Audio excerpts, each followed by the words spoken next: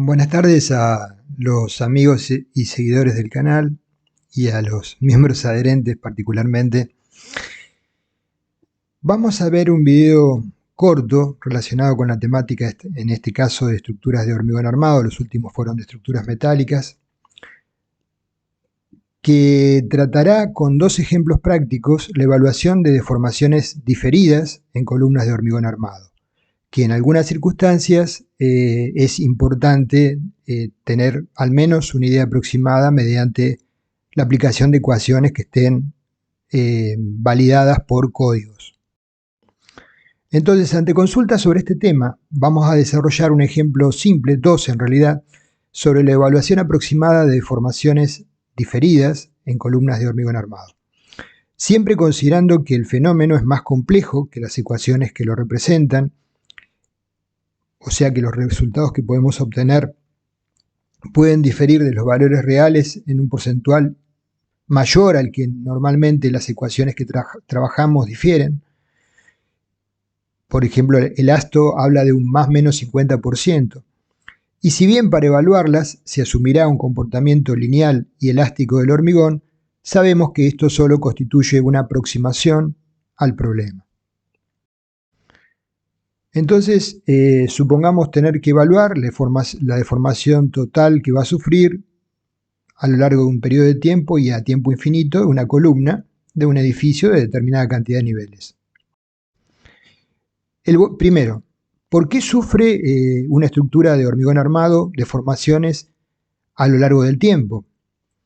Principalmente por tres motivos: por el fenómeno de contracción de Fraude, por el fenómeno de fluencia lenta y por variaciones de temperatura. Los que vamos a tratar básicamente son los dos primeros. El primero se produce en ausencia de cargas y el segundo está asociado directamente con la presencia de cargas de naturaleza permanente. En realidad, estos dos fenómenos, contracción y fluencia, si bien las expresiones lo cuantifican mediante ecuaciones independientes, interactúan en forma compleja y generan tensiones internas en las estructuras de hormigón armado. El valor final de las deformaciones generadas por contracción y fluencia lenta va a depender en buena medida de la dosificación de hormigón. Yo lo planteo bastante rápido esto porque hay videos teóricos sobre el tema en el mismo canal que pueden consultar, donde se desarrollan con más extensión los mismos. Esto es, volumen total de agregados a la mezcla, porque los agregados no sufren este fenómeno, clase de agregados, no es lo mismo un agregado de dureza natural que liviano, relación agua-cemento y clase de cemento. Por ejemplo, el cemento puzolánico es propenso a tener mayores deformaciones de contracción que un equivalente de cemento diferente, Portland común. Asimismo, depende de las condiciones del medio ambiente, como es la humedad relativa, la temperatura media y la frecuencia e intensidad del viento. Y también los valores finales van a depender de la geometría del elemento estructural, y esto se cuantifica en las expresiones. ¿En cuanto a qué? En cuanto a la relación que existe en un dado elemento que estudiamos entre la superficie expuesta del mismo, sujeta a perder humedad, y el volumen de la pieza, llamado espesor eficaz. Por ejemplo, esta relación es mucho más desfavorable en una losa que en otro elemento. Y en una columna, ¿cómo se cuantificaría? Sería la sección de la columna relacionado con el perímetro total de la misma. Estas variaciones de volumen, en caso de resultar parcialmente restringidas, que es lo que ocurre en el 99,9% de los casos de las estructuras reales, da origen a fisuras en las estructuras de hormigón, ¿sí?, cuando estas deformaciones impuestas superan las elongaciones máximas que el hormigón puede tolerar. Solo a modo de recuerdo, el agua combinada químicamente estimamos está en el orden de un 25% del peso del cemento, y la restante, si trabajamos con una relación agua-cemento 0,4 por ejemplo, se necesita para lograr la necesaria trabajabilidad.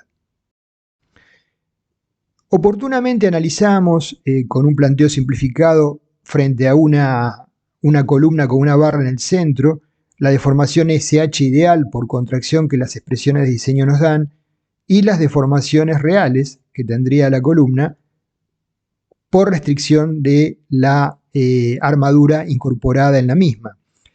Una columna no tendría una barra en el centro, pero a los efectos prácticos de analizar el fenómeno se puede idealizar que supongamos que en todo el perímetro haya barras, están concentradas esas armaduras en una barra equivalente, de un área equivalente central. Con respecto a vigas, la contracción que sufre el hormigón en secciones no armadas simétricamente, como sería una viga, genera una distribución no uniforme de deformaciones en la sección que se traduce esto en algo que para nosotros es importante, que es un incremento en la curvatura y flechas asociadas, ¿sí? Del mismo sentido que las cargas gravitatorias. Por ende, es un tema a tener en cuenta. La curvatura es mayor en elementos de hormigón armado con armadura simple, dado que la contracción no es impedida en la zona comprimida, porque en vigas, obviamente, con momentos positivos, vamos a colocar en la zona traccionada de la armadura. La curvatura de contracción, como lo dije recién, tendrá el mismo signo que las curvaturas provocadas por las cargas gravitatorias y por ende van a aumentar las flechas en vigas. O sea, la flecha instantánea tenemos que sumarle la flecha diferida por fluencia más la flecha asociada con la contracción.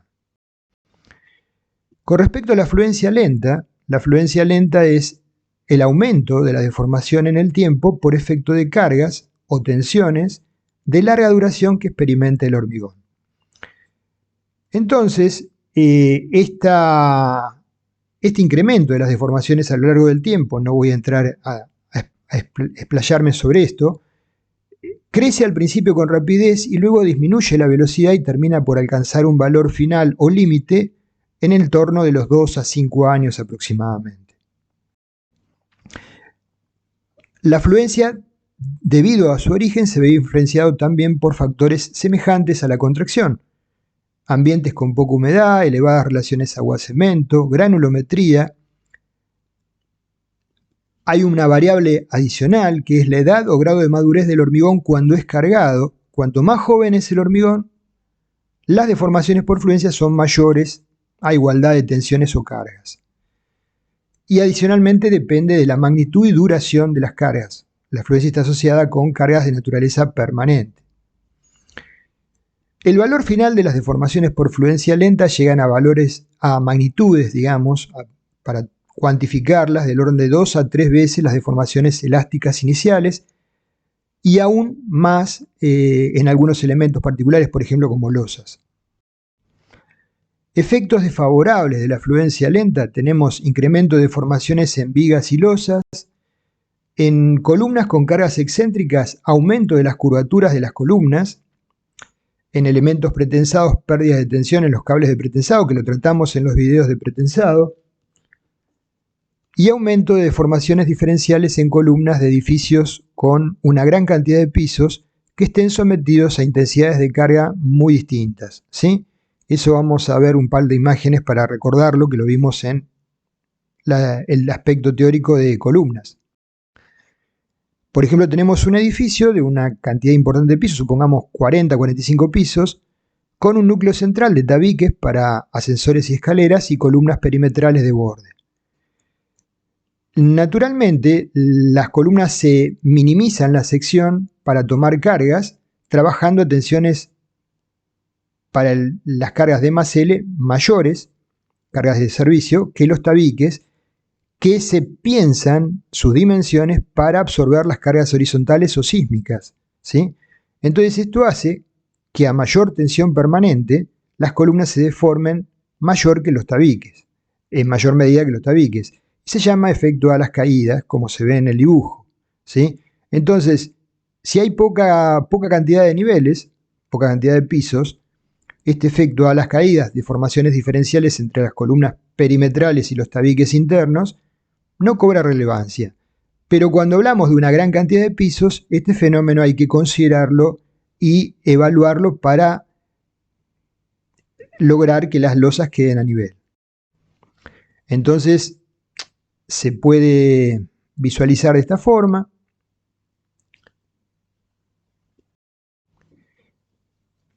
Vimos oportunamente cuando analizamos columnas, por ejemplo, que una columna solicitada a una carga de naturaleza permanente va a sufrir una deformación incremental mayor que la instantánea, ¿sí?, con la carga entre T0 y T infinito constante en el tiempo. ¿Eso en qué se traduce?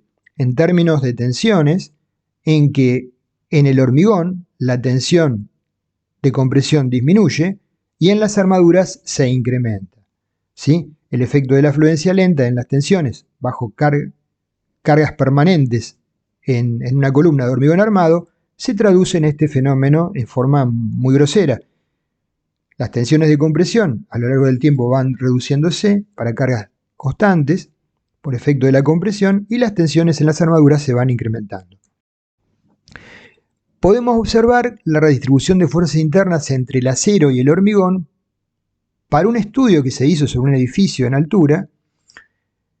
Al finalizar la construcción del edificio, la fuerza que tomaban las armaduras era del 15% del total, tomando el hormigón comprimido en las columnas estudiadas el 85% restante.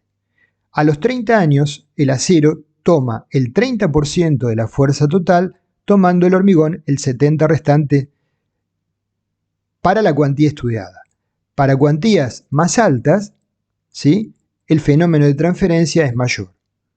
Entonces, en rojo está el incremento de tensiones a lo largo del tiempo a carga constante en las armaduras y en verde la caída de tensión de compresión a carga constante en el hormigón, siendo la carga total la misma.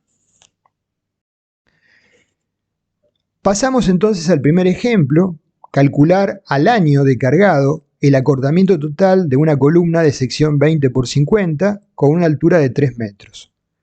El hormigón es H20, las cargas se aplican a los 14 días de fabricada de hormigonada de la columna, con un valor de 360 kN, sería la carga de servicio, y una humedad del 70%.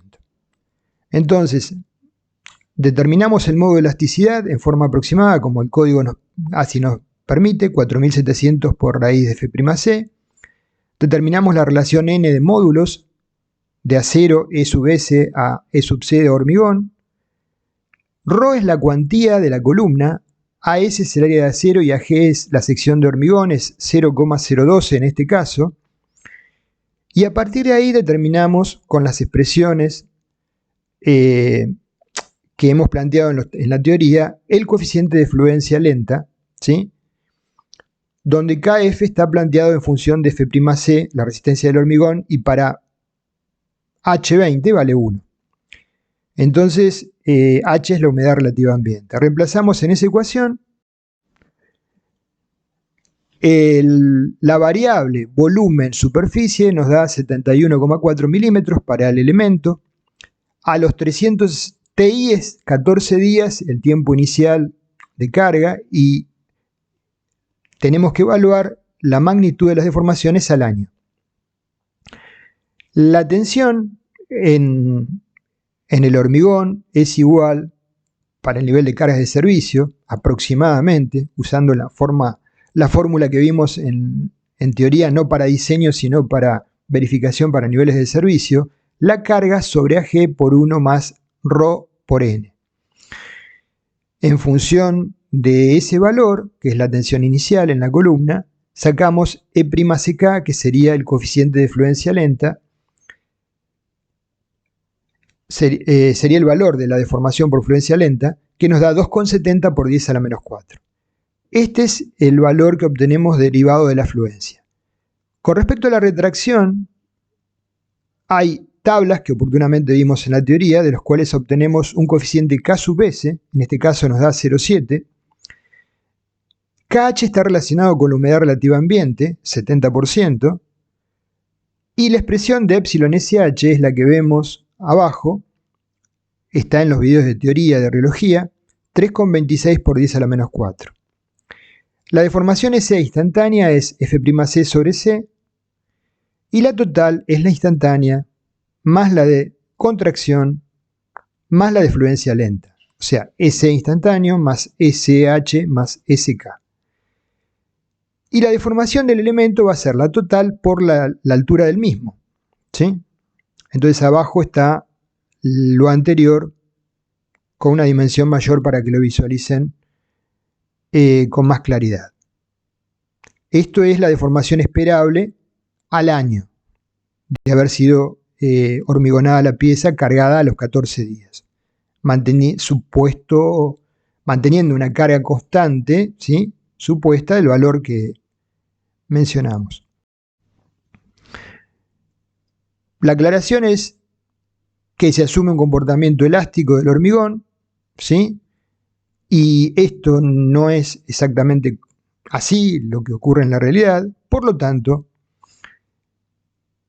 el ejemplo desarrollado sirve como referencia, pero el problema es algo más complejo que lo que planteamos aquí. Otro ejemplo más, en este caso solo vamos a desarrollar, según el ASTO LRFD del 2004 y del 2014, vamos a calcular a tiempo infinito, le llamamos, o sea, más de 5 años, de haber sido cargado el acortamiento por fluencia lenta de una columna de 20 por 50 con una altura de 3 metros. El hormigón sigue siendo H20, las cargas se aplican a los 28 días, ¿sí?, se supone, con un valor de 360 kN y una humedad del 80%.